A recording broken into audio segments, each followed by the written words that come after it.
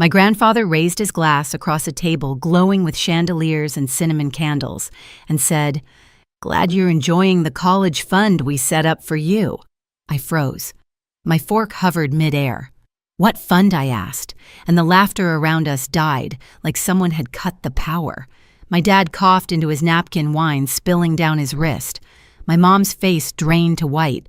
Then my little cousin whispered, "Wait, you didn't know," and that was Thanksgiving, the night one careless toast set fire to everything I thought was family.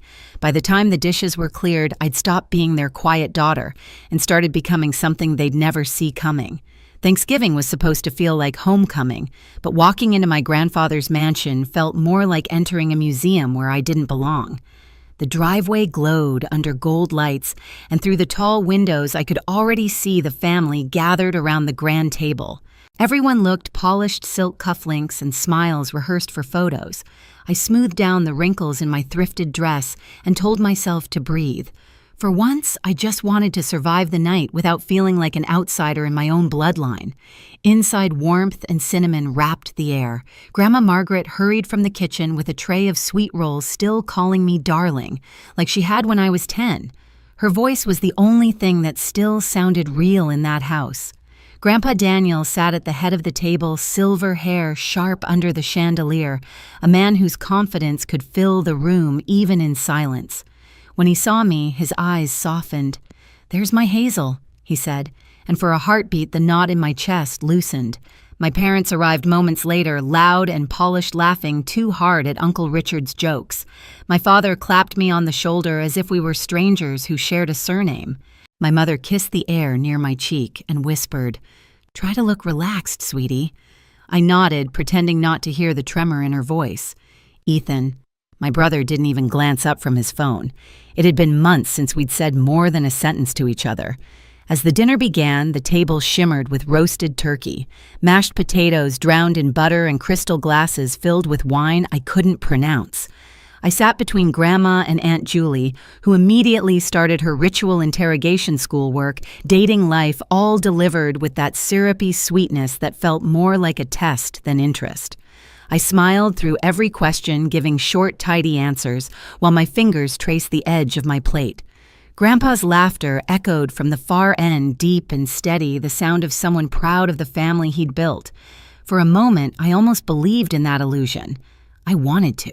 Because it was easier to pretend that everything was fine, that my parents weren't the same people who ignored my calls when rent was due, that they hadn't stopped asking about my classes, that I wasn't sitting there in a dress bought with my last paycheck. The candles flickered. Someone poured more wine. I looked around that perfect table and thought, maybe this year will be different. Maybe warmth can last longer than one night. But somewhere deep down, a quiet voice whispered the truth I didn't want to hear. Peace in this family always came before the storm. The moment Grandpa's glass hit the table, the whole room seemed to shrink. His voice had carried warmth a second ago, but the words still hung there like smoke. "Glad you're enjoying the college fund we set up for you." For a heartbeat, no one reacted. I blinked. "What fund?" I asked. The words quiet sharp enough to slice the air. It was like I'd triggered a chain reaction. Dad's chair scraped. He coughed hard, hand over his mouth, wine spilling down his cuff. Mom's fork dropped, her face gone pale. Even the chandelier light seemed colder. Mason, my 8-year-old cousin, looked up from his mashed potatoes, eyes big and honest. "Wait, you didn't know," he whispered. The table went silent except for the faint hum of the heat vents. Grandpa frowned. "The fund," he repeated slowly, as if explaining something simple to a child. "The one we started when you were born. We've been adding to it every year. Your parents have been managing it." I turned to my dad. His face was red, his jaw tight. Mom was staring at her plate, the silver of her ring trembling against the china. "You've been managing it," I said, each word heavier than the last. "Because I've been living off $5 coffee shifts and microwave noodles, and somehow that fund never found its way to me." Mom's voice came out thin. "Hazel, please. We used it for emergencies, for the house, for Ethan's braces. You were doing fine." "Fine," I laughed, the sound brittle.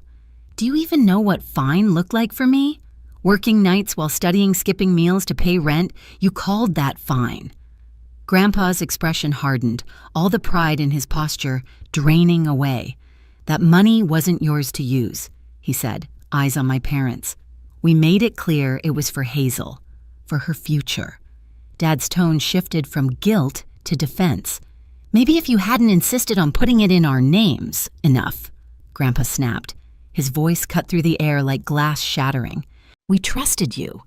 The silence that followed was unbearable. My grandmother's eyes glistened. Aunt Julie leaned forward, sensing gossip disguised as concern. My cousins stared at their plates. And me, I couldn't breathe. I sat there, surrounded by gold silverware and fine china, realizing the family that preached loyalty had stolen my future, one emergency at a time. I pushed my chair back. The scrape echoed across the polished floor. You let me drown, I said softly, and you watched.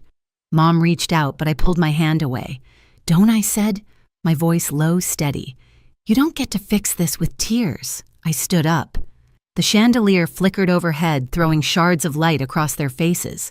Nobody followed me as I walked out.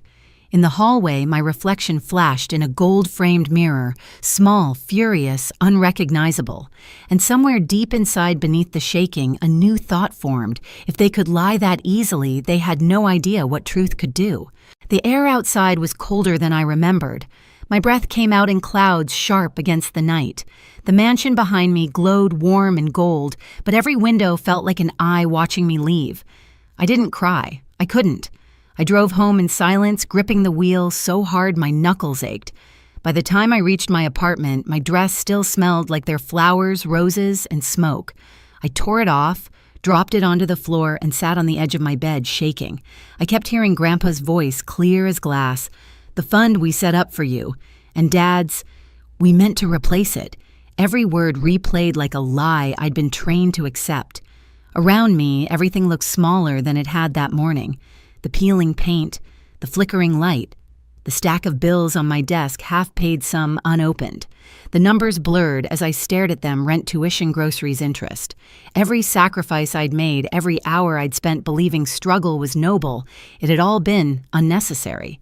They'd let me live like this while they built their comfort on money meant for me. I pulled out my laptop and searched the bank Grandpa had mentioned in passing, one I'd never used. After an hour of dead ends and shaky phone calls, I finally got someone to talk to me. Do you have an account under my name, Hazel Anderson? The hold music played for too long. Then a voice returned, careful and hesitant. Yes, but the balance is 0. 0. The word felt almost gentle, like it was trying not to hurt me. But it did. The representative hesitated. Withdrawals were made regularly, signed by John and Linda Anderson.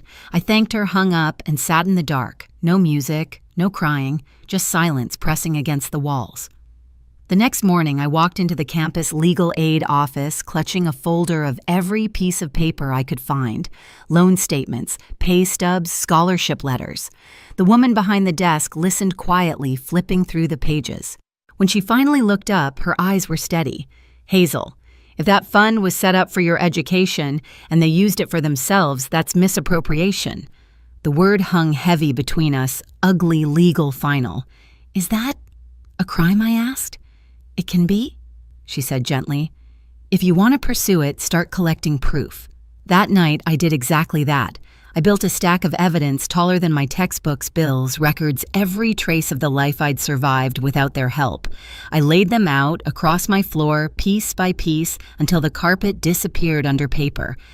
Every document was a scar I could finally see. When I was done, I stood there in the stillness, surrounded by the life they'd stolen, and realized I wasn't powerless anymore. They'd taught me silence was strength, but now I knew the truth. Strength was speaking first and letting the truth finish the rest. Christmas came fast that year, wrapped in fake cheer and lights that didn't warm a thing. The same house that had glittered at Thanksgiving now looked colder, like even the gold in the chandeliers couldn't hide the cracks. I almost didn't go, but Grandpa had called me himself. You should be here, Hazel, he'd said. You deserve to be. So I went, not as the quiet daughter anymore, but as the woman who knew the truth. The front door opened to the same smell of cinnamon and money. My parents were already there, dressed to match the room, perfectly pressed, perfectly false. Mom's voice rose when she saw me. "Hazel, you came," she said, like I'd done something generous. Dad gave a stiff nod, his jaw tight. He hadn't looked me in the eye since Thanksgiving. Ethan mumbled a half-hearted "hey" from the couch. I hung my coat and glanced toward the dining room. The table was set again, same china, same silverware, same seats. Only this time the warmth was gone. Grandma stood by the kitchen doorway, hands fidgeting with her apron. Grandpa sat at the head of the table, unreadable. Dinner started the way all Anderson dinners did, small talk with edges. Weather, work prices, and a Julie dropped passive-aggressive comments like, "Ornaments, Hazel, still in that little apartment, dear," and Uncle Richard pretended not to hear. I let them talk. I waited. Halfway through the meal, Dad stood and tapped his glass with a spoon. I just want to say he began rehearsed smile on his face that family means everything. We've been through a lot this year, but what matters is sticking together. I felt the spark of bitter laughter rise in my throat, but I didn't let it out. Instead, I reached down, lifted the folder from beside my chair, and placed it gently on the table. The sound of it hitting the wood cut through the chatter. Since Thanksgiving, I said, voice steady, I've been asking one question. What fund? The room froze. Grandpa looked up sharply. Mom's hand stopped halfway to her glass. I have the answer now. I continued, sliding the folder toward the center. Every withdrawal, every date, every signature. You didn't use the fund for me. You used it for yourselves. For the roof, the car, Ethan's braces, groceries, vacations, all of it. Mom's lips trembled. Hazel, please not tonight, I cut her off. Not tonight. I spent years patching my shoes with duct tape while you sat on money meant for me. I worked double shifts, starved through finals while you told everyone I was doing fine. Dad's face darkened. We did what we had to do for the family. I met his eyes. No, you did what was easiest for you. I was the family. A long, brittle silence followed. The clock ticked once, twice. Grandma whispered, "Oh my God," under her breath. Then Grandpa reached for the folder. He opened it slowly, scanning the first few pages, bank records, payment slips, my tuition notices. His hands trembled. When he looked up, his voice was quiet but razor sharp. "You stole from your own daughter," he said to my parents. "From your own blood." Mom's tears came fast, messy. "We didn't mean to hurt her." "You drained her future," Grandpa snapped, "and lied to me about it for years." Dad tried to speak, but the anger in Grandpa's eyes stopped him cold. "I trusted you, John. I trusted you with her life." For a moment, no one breathed. Then I spoke soft but clear. "I've already filed a report. The bank's investigation is open. They'll be in touch about repayment and legal steps." The room broke open. Dad slammed his hand on the table. "You're suing your own parents." "No," I said. "I'm holding thieves accountable." "There's a difference." Mom sobbed harder.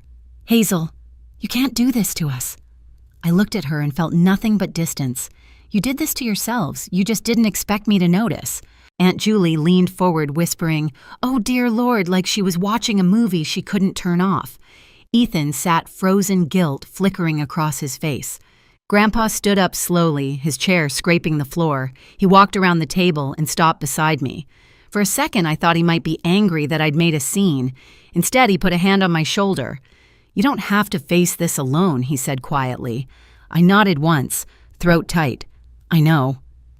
Dad's eyes darted between us, disbelief creeping in. "You're taking her side," he asked Grandpa.